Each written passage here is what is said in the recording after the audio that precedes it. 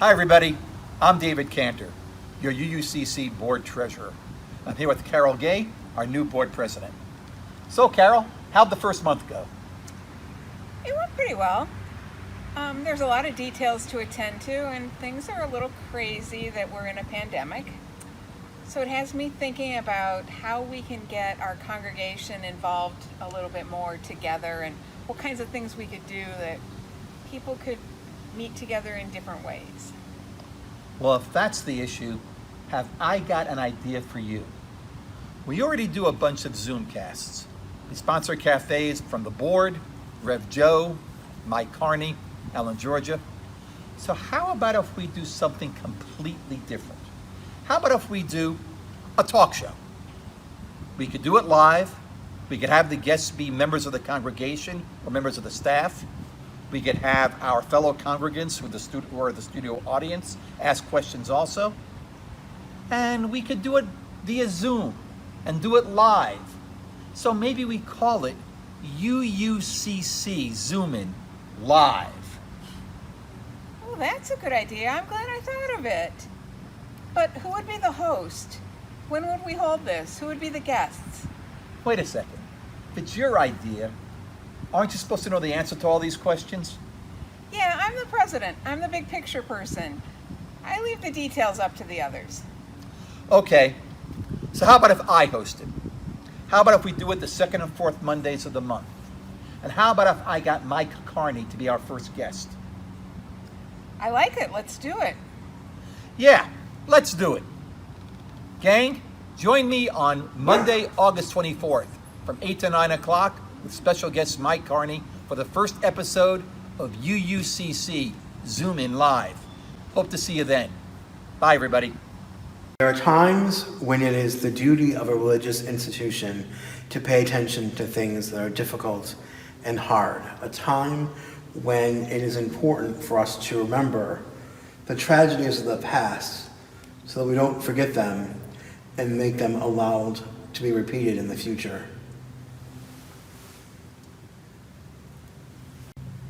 Hi, I'm the Reverend Joe Cherry from the Unitarian Universalist Congregation of Cleveland.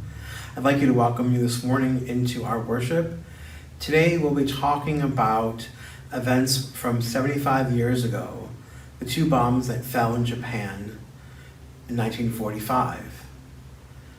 I want to make sure that you're aware might be a difficult service. There are going to be some witness accounts and some difficult statistics to listen to, but overall, it's our hope that in lifting up this story on its 70th anniversary, we will remember and stay diligent to the threat that it posed.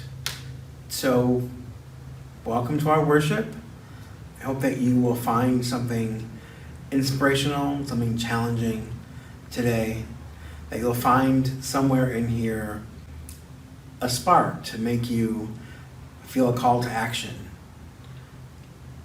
So, welcome to our service.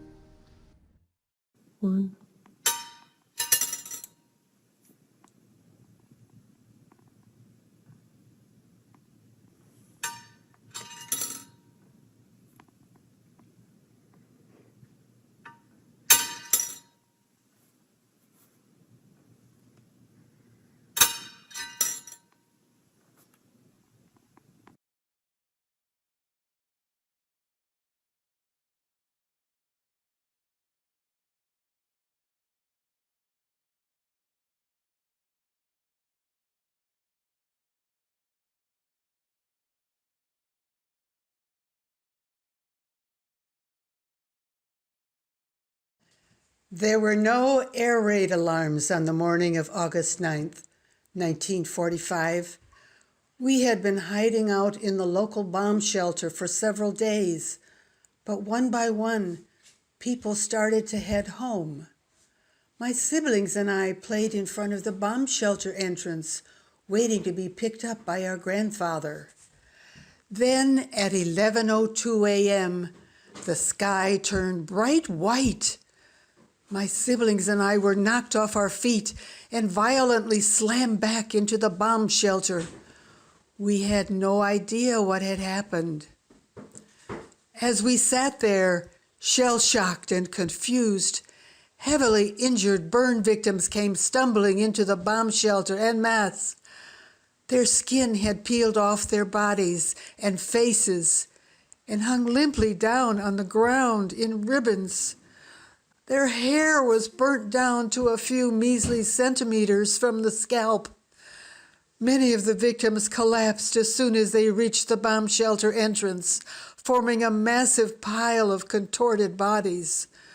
The stench and heat were unbearable. My siblings and I were trapped in there for 3 days. Finally, my grandfather found us, and we made our way back to our home. I will never forget the hellscape that awaited us. Half-burnt bodies lay stiff on the ground, eyeballs gleaming from their sockets. Cattle lay dead along the side of the road, their abdomens grotesquely large and swollen. Thousands of bodies bopped up and down the river, bloated and purplish from soaking up the water. "Wait, wait," I pleaded, as my grandfather treaded a couple paces ahead of me. I was terrified of being left behind.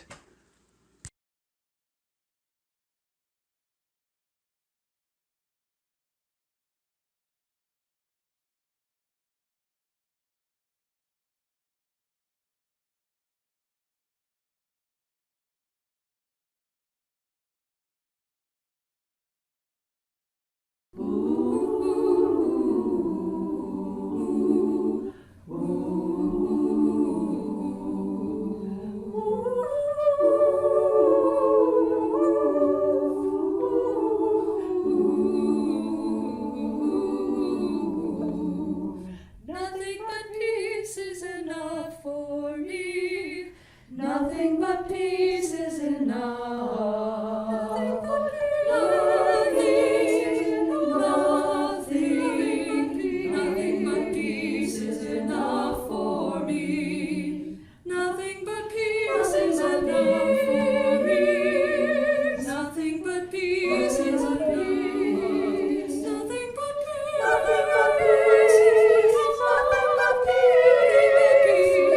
Nothing but peace is enough for me.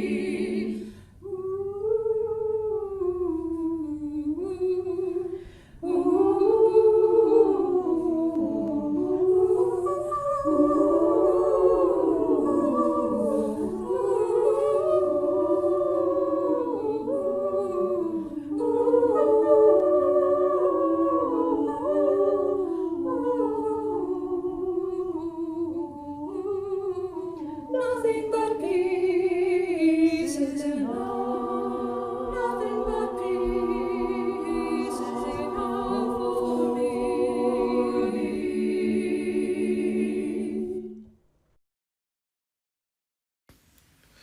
The atom bomb killed victims 3 times, a college professor once said.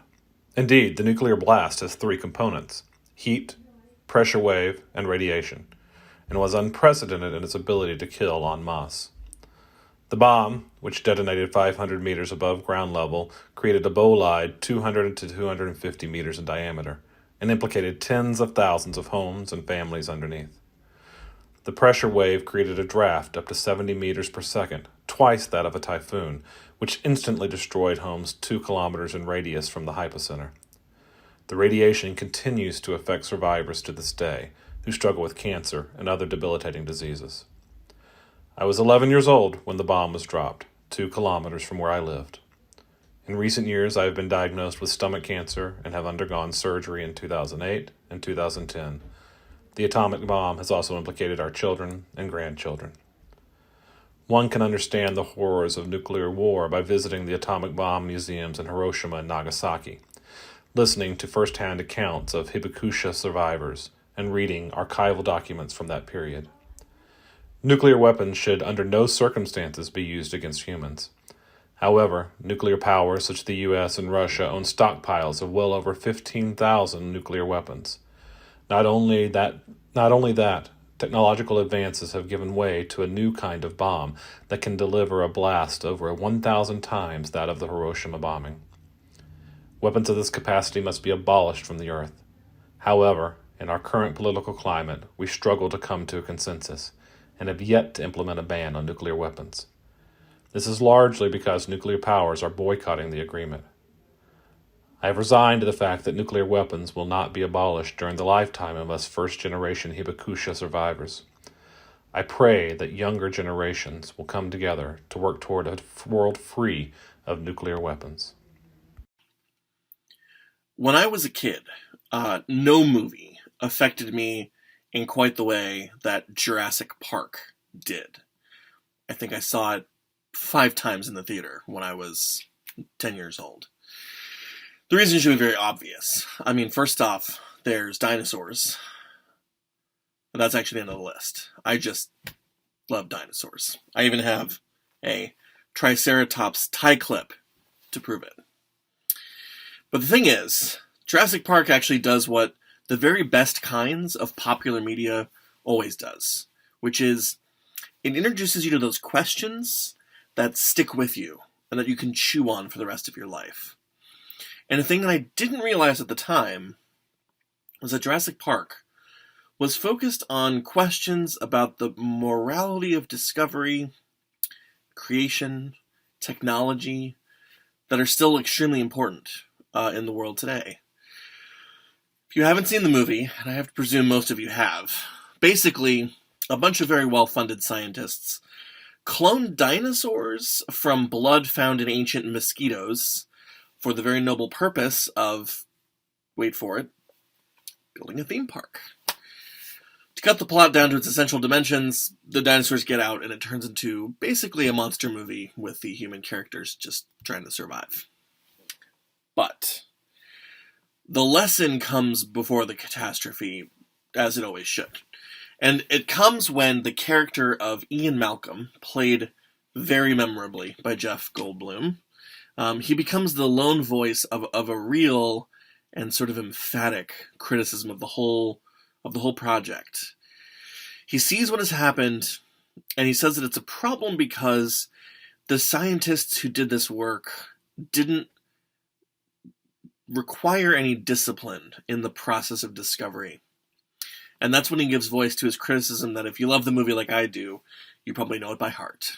He says, "Your scientists were so preoccupied with whether or not they could that they didn't stop to think if they should." Always loved that line. I've always loved how powerful it is in a film, where the lesson is really learned through the kind of monster fest that follows in the second half. So I was curious this week if I could see if there was some kind of previous utterance or somebody else who had this idea beforehand. Some other scientist or thinker who had a similar point of view. And I found that, some people think Mary Shelley's Frankenstein is the first to imagine that kind of a scientific point of view, but that it's really characteristic of science fiction from the second half of the 20th century. And when I was looking into why that was the case, I didn't find a single person or some philosopher or someone who had thought of this idea. Instead, it's an event that happens to prompt this kind of thinking. And that event happens right at the midpoint of the 20th century. It's the explosion of the first atomic bomb in 1945. No event in history has left scientists with a greater sense of dread and responsibility for the work that they do. Robert Oppenheimer, who famously led up the team that eventually created the first atomic weapons, he had to reach for the mythical scope of the Bhagavad Gita in order to make sense of what he had done. When he responded to the event by quoting the words of the god Vishnu, he's asked to reveal his universal form, and he says, "I am become death, the destroyer of worlds." That appeal to Hindu scriptures is very intentional. In Hinduism, death and creation, destruction and renewal, these are closely tied together, and I think Oppenheimer was trying to make sense of what he had done as having some kind of positive dimension. Nonetheless, Oppenheimer and his peers immediately cautioned against the use or creation of more of these weapons and began to be activists on behalf of maintaining nuclear disarmament. All the way up until in the 1950s, Oppenheimer is actually blacklisted by those trying to silence anybody who was deemed to be anti-American. So the creation of these nuclear weapons is a moment in which the idea of like an ethics of discovery solidified in the scientific community. And the aftermath of the events over which Oppenheimer proceeded, these are a big part of that movement. And it's remarkable that almost immediately after inventing these weapons, the scientists who had developed them did everything they could to prevent their further use or any more creation of them. These scientists had, of course, been prodded along by war, and had every sense in the world that this was an immediate need. So they quite literally never had the chance to stop and think if they should. But then, of course, there are the bombings of Hiroshima and Nagasaki, which we are observing today. If they're not part of our daily thinking, they should at least be available to us, I hope, as moral touchstones for everyone who cares about how we learn about the world. One of the most important UU values has to do with how important it is to pursue the truth both freely but also responsibly. And to live that out, I think, entails that we take seriously the lessons that this tragic history of nuclear discovery has to teach us. Because one of the things it tells us is that, first off, our curiosities can be harmful. And that also we can't take any steps in the search for truths about the world without also carrying with us a sense that we are culpable for the things that we discover, even in the search of knowledge. Or, to borrow the language from Jurassic Park, every time that we ask a "can we" question, we also have to find that really important "should we" question that matters just as much. Come into this place of peace and let its silence heal your spirit. Come into this place of memory and let its history warm your soul. Come into this place of prophecy and power and let its vision change your heart.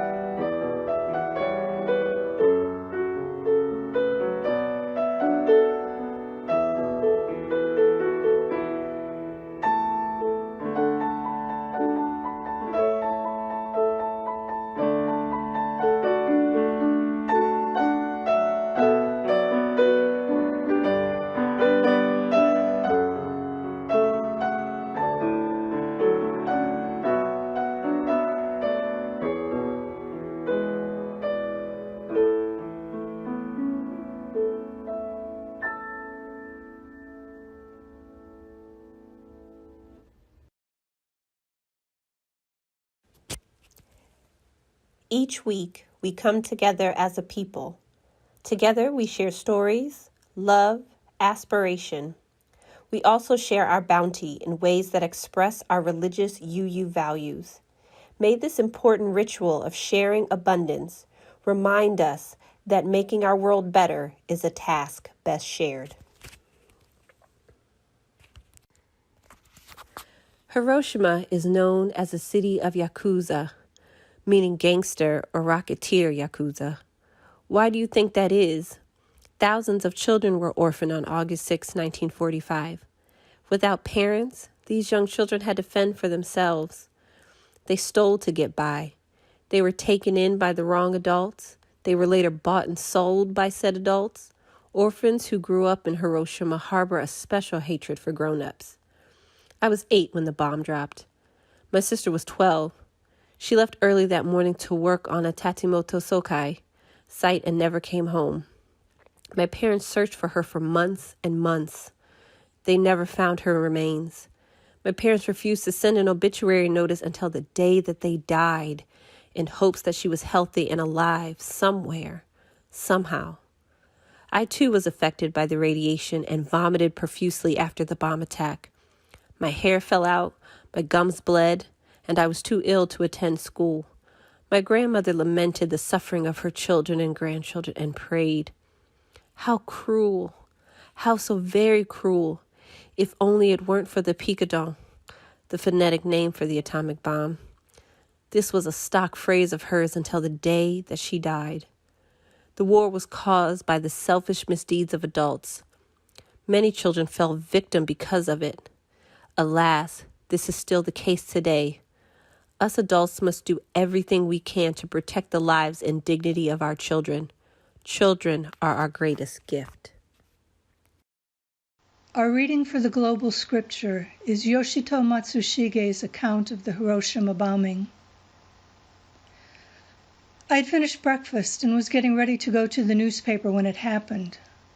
There was a flash from the indoor wires as if lightning had struck.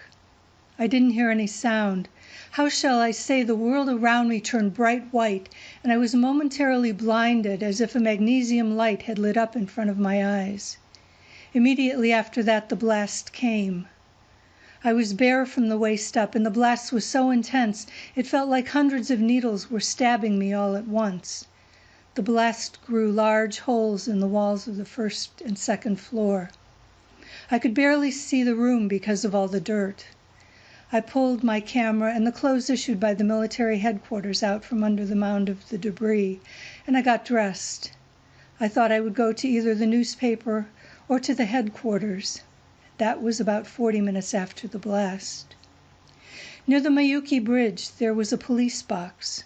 Most of the victims who had gathered there were junior high school girls from the Hiroshima Girls Business School and the Hiroshima Junior High School No. 1. They had been mobilized to evacuate buildings and were outside when the bombs fell.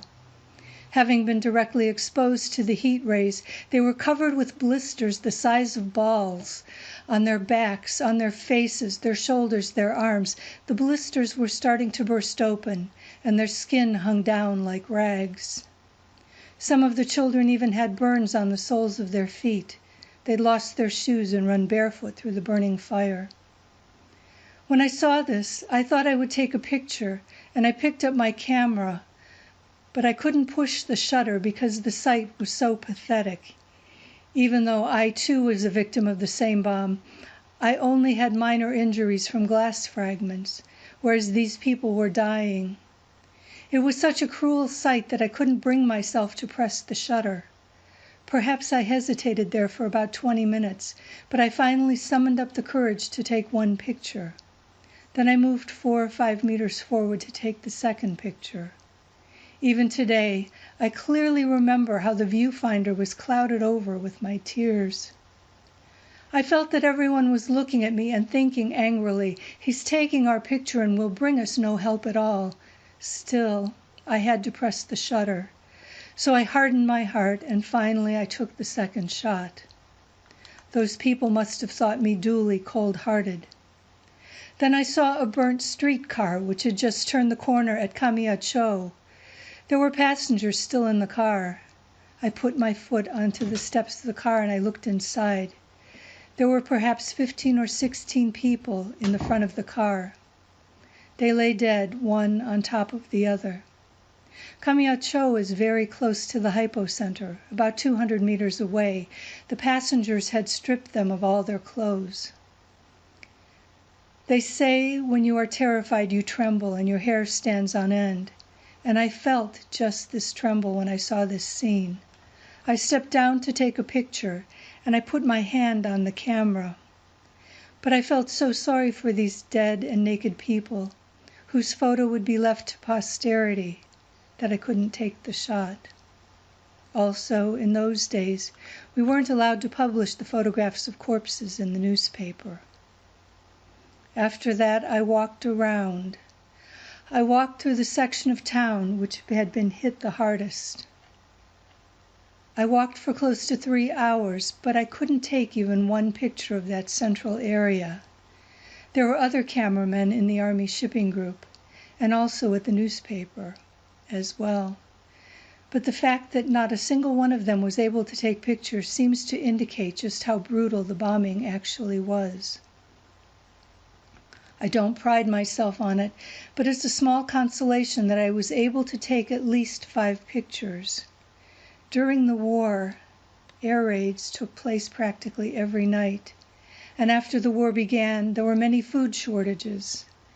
Those of us who experienced all these hardships, we hope that such suffering will never be experienced again by our children and our grandchildren. Not only our children and grandchildren, but all future generations should not have to go through this tragedy. That is why I want young people to listen to our testimonies and to choose the right path, the path which leads to peace. 75 years ago, a US B-29 bomber called Boxcar dropped an atomic bomb called Fat Man on the city of Nagasaki, Japan. If you were alive and in Cleveland 75 years ago today, as you went to bed about 9:58 p.m.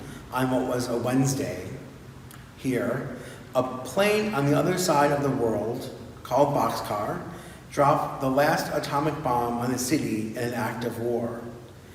In Japan, it was Thursday morning at 10:58 a.m., the middle of the day. Though horrific in its power, the explosion was actually less effective than originally anticipated. The boxcar crew missed their initial target due to poor visibility. As a consequence, a major portion of the city was protected by the intervening hills. But even so, the bomb was dropped over the city's industrial valley midway between the Mitsubishi Steel and Arms Works in the south and the Mitsubishi Urakami Ordnance Works in the north. An estimated 35,000 people were killed and 60,000 injured during the bombing at Nagasaki. Of those killed, 23 to 28,000 were Japanese munitions workers, 2,000 were Korean work slaves, laborers, and 150 were Japanese soldiers. The mistake of the American crew lessened the impact of the nuclear bomb they dropped.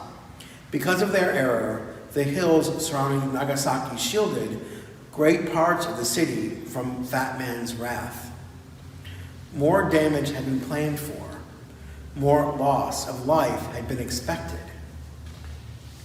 3 days earlier, another unimaginable bomb was dropped on the city of Hiroshima, Japan, in a plane that the pilot named Enola Gay after his mother. Said pilot Paul Tibbets, "When it came to selecting a name for the plane, my thoughts turned at this point to my courageous, red-haired mother, whose quiet confidence had been a source of strength to me since boyhood, and particularly during the soul-searching period when I decided to give up a medical career to become a military pilot. At a time when Dad thought I'd lost my marbles, she had taken my side and said, 'I know you'll be all right, son.'"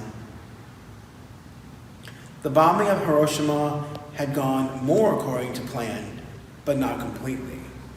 The bomb at Hiroshima, called Little Boy, was dropped at 8:15 in the morning on a Monday, August 6, 1945. Due to the crosswind, the bomb missed the aiming point, the Aoye Bridge, by approximately 800 feet and detonated directly over the Shima Surgical Clinic. The weapon was considered very inefficient, with only 1.7% of its material fusioning, the process which causes the explosion.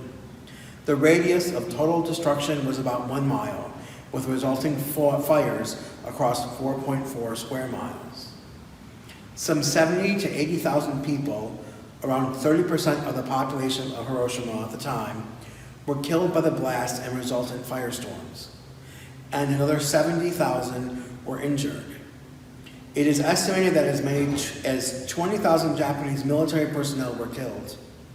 U.S. surveys estimated that 4.7 square miles of the city were destroyed. Japanese officials determined that 69% of Hiroshima's buildings were destroyed. Over 90% of the doctors and 93% of the nurses in Hiroshima were killed or injured in that moment. 2 bombs, 2 bombings, both lacking in the impact that had been hoped for, both of previously unimaginable power, between 105 and 115,000 citizens killed immediately. Decades of suffering survived afterward from 2 military actions, neither of them deemed efficient. This kind of destruction is almost incomprehensible. At the risk of distracting us with the historic University of Michigan-Ohio State rivalry, I want to mention for a moment that the Ohio State Horseshoe holds 105,000 people at capacity. The Big House in Ann Arbor holds 115,000 people. Imagine for a moment all of those people gone in an instant.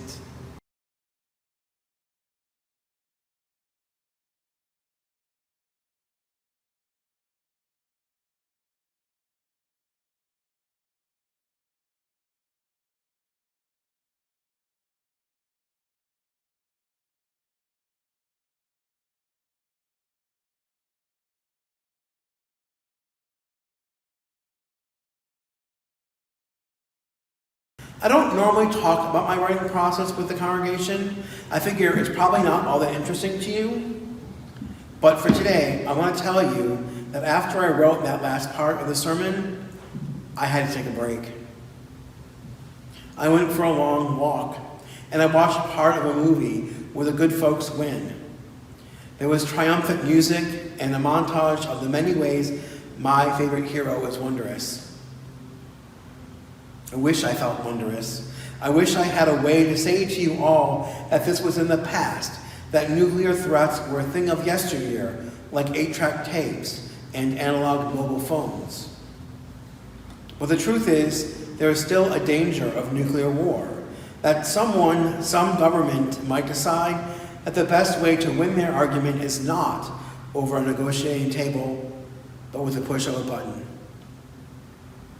In the midst of all the other chaos that we are in as a nation and a world, it could be easy to lose sight of the very real threat that nuclear weapons pose. One way to not lose sight of that is to investigate the Cleveland Peace Action Network. Some members of our congregation are already active members, and I'm sure they would welcome your involvement with open arms. How I wish I had a ready answer to give you, or to suggest to you, to solve this problem and the many other social ills that we face as a people. I do not. I know only that in order to change the world for the betterment of everyone, we must remain vigilant in our efforts to move the needle ever closer to justice and equity for all.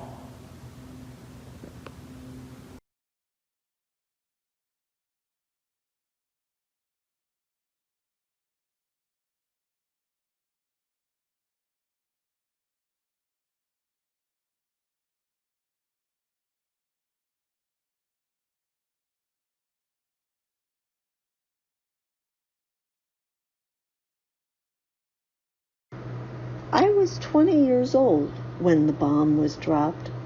I lived in Sakamoto Machi, 500 millimeters from the hypocenter, with my parents and 8 siblings. As the war situation intensified, my 3 younger sisters were sent off to the outskirts, and my younger brother headed to Saga to serve in the military. I worked at the prefectural office. As of April of 1945, our branch temporarily relocated to a local school campus that was 2.9 kilometers away from the hypocenter because our main office was beside a wood building, flammable in case of an airstrike. On the morning of August 9th, several friends and I went up to the rooftop to look out over the city after a brief air raid. As I peered up, I saw something long and thin fall from the sky. At that moment, the sky turned bright, and my friends and I ducked into a nearby stairwell.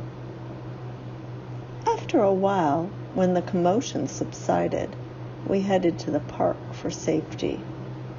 Upon hearing that Sakamoto Machi was inaccessible due to fires, I decided to stay with a friend in Ora.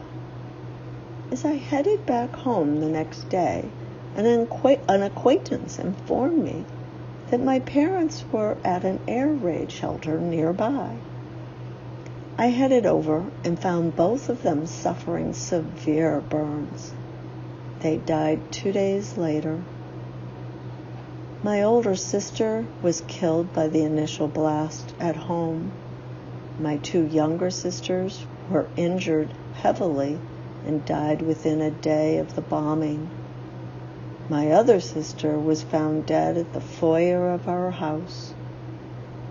There are countless tombstones all over Nagasaki with a name inscription, but no ikatsu, which are cremated bone remains. I take solace in the fact that all 6 members of my family have ikatsu, and they rest together peacefully. At age 20, I was suddenly required to support my surviving family members. I have no recollection of how I put my younger sisters through school, who we relied on, how we survived. Some people have asked me what I saw on my way home the day after the bombing on August 10th. Surely you saw many dead bodies, they would say.